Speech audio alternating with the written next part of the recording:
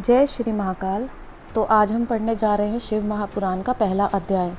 तो अब हम शुरू कर रहे हैं।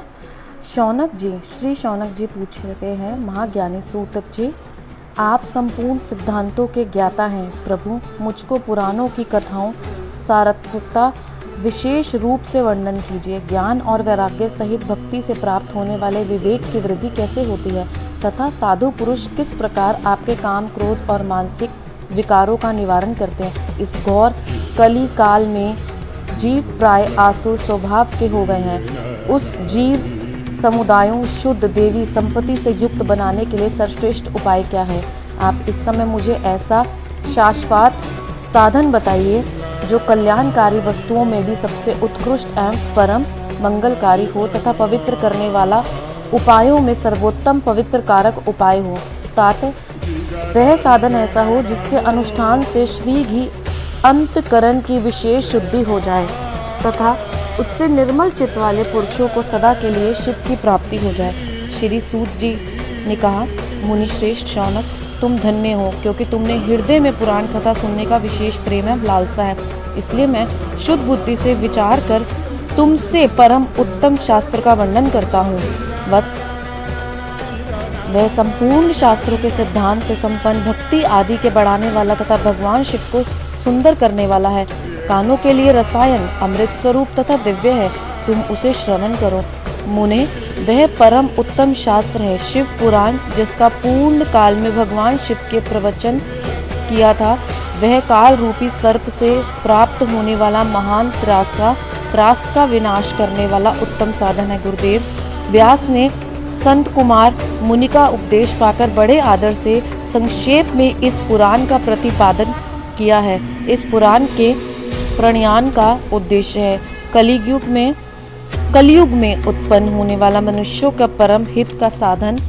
वह शिव पुराण परम उत्तम शास्त्र है। इसे इस भूतल पर भगवान शिव का वाण्मय स्वरूप समझना चाहिए और वह सब प्रकार से इसका सेवन करना चाहिए। इसका पठन और श्रवण सर्व साधक रूप है। इससे शिव भक्ति पाकर श्रेष्ठतम स्थिति में पहुंचा हुआ मनुष्य श्री की शिव पादकों को प्राप्त कर लेता है। इसलिए संपूर्ण यत्न करके मनुष्यों ने इस पुराण को पढ़ने की इच्छा की है अथवा इसे अध्ययन को अभीष्ट साधन माना है। इसी तरह इसका प्रेम पूर्वक श्रवण भी संपूर्ण मनोवांछित फलों को देने वाला है। भगवान शिव के इस पुराण को सुनने से मनुष्य सब पापों से मुक्त हो जाता है तथा जीवन में बड़े बड़े उत्कृष्ट भोगों का भोग करके अंत में शिव लोक को प्राप्त कर लेता है। ये शिव महापुराण नामक ग्रंथ 24,000 श्लोकों से युक्त है। इसकी 7 संहिताएं हैं। मनुष्य को चाहिए कि वह भक्ति, ज्ञान और वैराग्य से संपन्न हो, बड़े आदर से इसका श्रवण करे। 7 संहिताओं युक्त यह दिव्य शिव महापुराण पार ब्रह्म परमात्मा के समान विराजमान है और सबसे उत्कृष्ट गति प्रदान करने वाला है।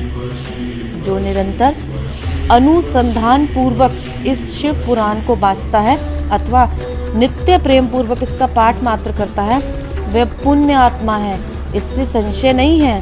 जो उत्तम बुद्धि वाला पुरुष अंतकाल में भक्ति पूर्व इस पुराण को सुनता है, उस पर अत्यंत प्रसन्न हुए भगवान महेश्वर उसे अपना पद धाम प्रदान करते हैं।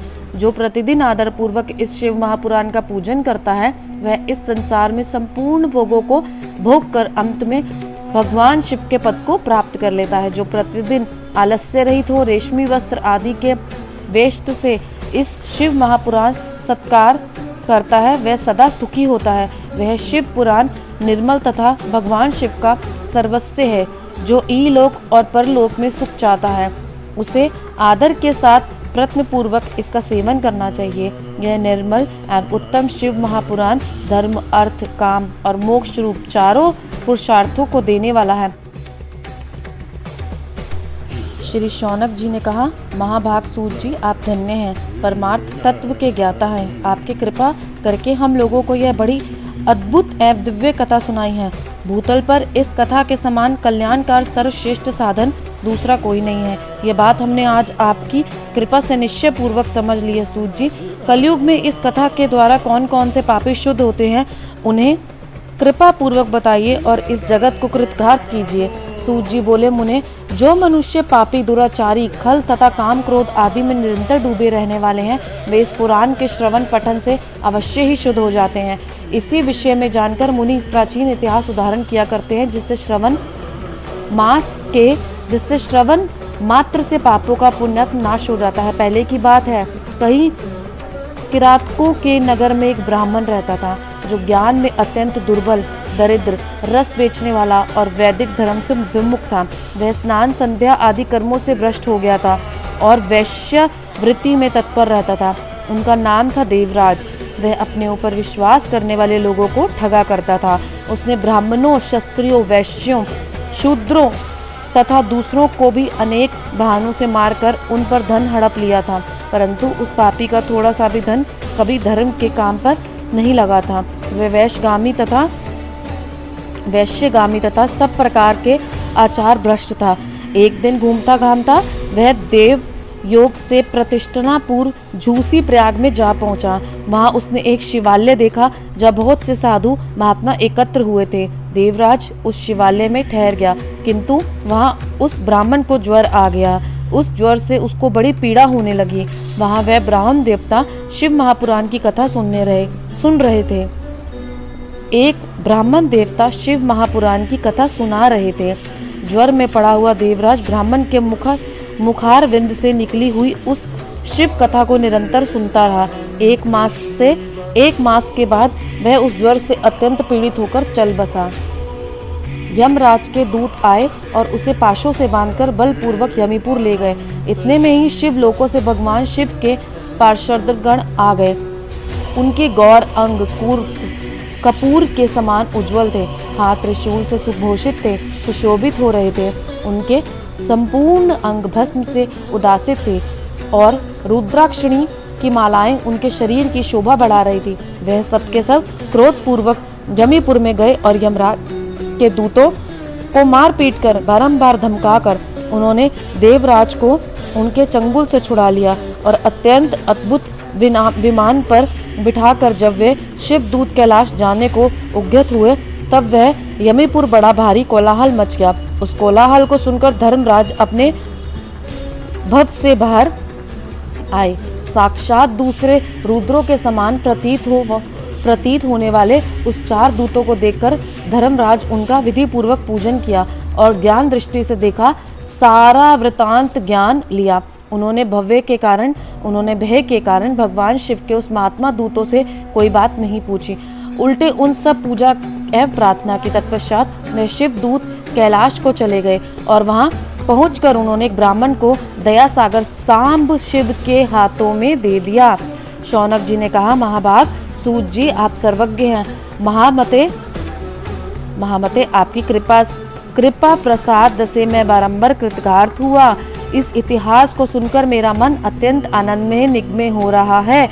अतः अब भगवान शिव के प्रेम में बढ़ाने वाली शिव संबंधिनी दूसरी कथाओं भी कहिए। श्री सूत जी बोले, शौनक सुनो, मैं तुम्हारे सामने गोपनीय कथा वस्तु का वर्णन करूंगा, क्योंकि इस शिव भक्तों के अग्र ग्रंथ तथा वेताओं में श्रेष्ठ है। समुद्र के निकटवर्ती प्रदेश में एक वाशकाल नामक ग्राम है, जहाँ वैदिक धर्म से विमुख महापापी द्विज निवास करते हैं। वे सबके सब बड़े ही दुष्ट हैं।